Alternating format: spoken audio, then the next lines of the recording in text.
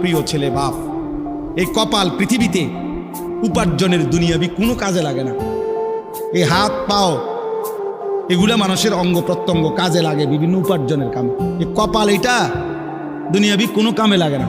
দেখ কোনো কাজের জন্য ওটা দিয়ে কোনো উপার্জনের কোনো কামে, দুনিয়ার কামাইয়ের কোনো কাজে এই কপালের এটুকু জায়গা ব্যবহার হয় না, এটা লাগে না আর কি। তাই এটা আল্লাহ তাআলা কেন বানাইছেন?